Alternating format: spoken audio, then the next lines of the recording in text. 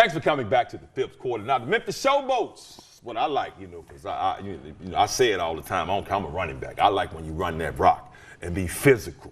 And Sunday, Coach, y'all ran that rock and was physical coming in. Coach, I just want to look at my Showboats, 31 carries, 126 rushing yards. Kerrith White comes back, 19 carries, 81 yards. See, the reason why I like running that rock like that, Coach, because it's straight. I'm hitting you in your mouth. I'm taking every piece of Google you got, and that's exactly what y'all did on Sunday. Yeah, when this is all pro football has become much more of a passing league, but there's still no substitute for getting physical, getting after a team, breaking their will, so to speak, and I really thought that happened throughout that game. I mean, Kerrith ran for 81. He had -11 on a couple runs, that we got to clean up, but he was running the heck out of it. Juwan did his part.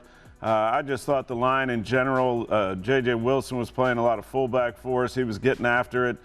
Daniel Helm playing tight end got after it. The receivers did a great job on the perimeter. It was a group effort, and I think they were really, at the end of the game, they were really proud of how they were tired. They were tired, but the other team was more tired. We're talking about that because a lot of teams are not used to, people running right at them. NFL, you talk about 21 personnel, 2 running backs, 1 tight end. Everybody ain't really used to seeing that.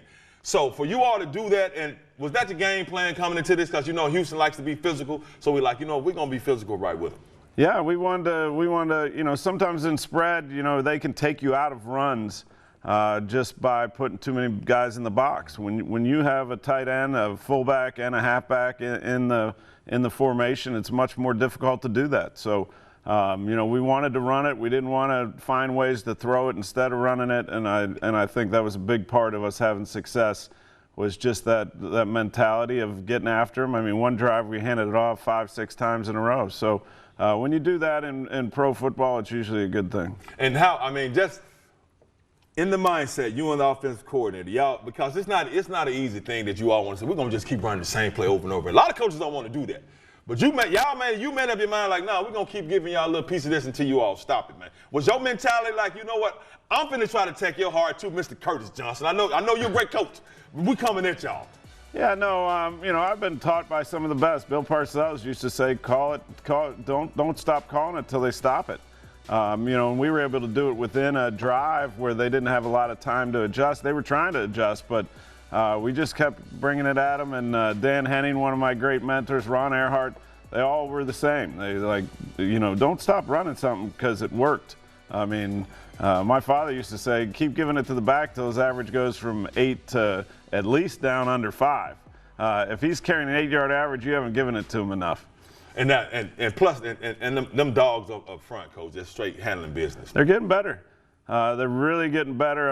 Again, going back to Dave Rosano, he's done a great job of bringing in, we had to shuffle things around with injuries and things like that. But, the guys are, James Saxon's the offensive line coach. He's doing a great job of bringing that group together. And I think, Jordan, our center, has done a really good job of communicating.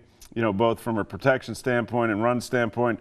Cole Kelly adds into that mix. He made some really good calls as far as protection swaps and miking the right guys. So we're doing a good job of working together, and it's a big, good-looking group right now. It is a big-looking group, and they look so good on Sunday, just moving them Houston Gamblers. The Gamblers gambled. Came in there Sunday, tried to deal with them boats, and they crapped out. But fifth quarter is not about the crap out. We got about a couple of more blocks. Now, coming up when the fifth quarter returns, we're going to talk to Coach Haley about some plays that I don't get to see everything, but I'm going to ask him any key plays that we don't really know, shine a light on that was key to the Showboats getting this win. That's when the fifth quarter comes back.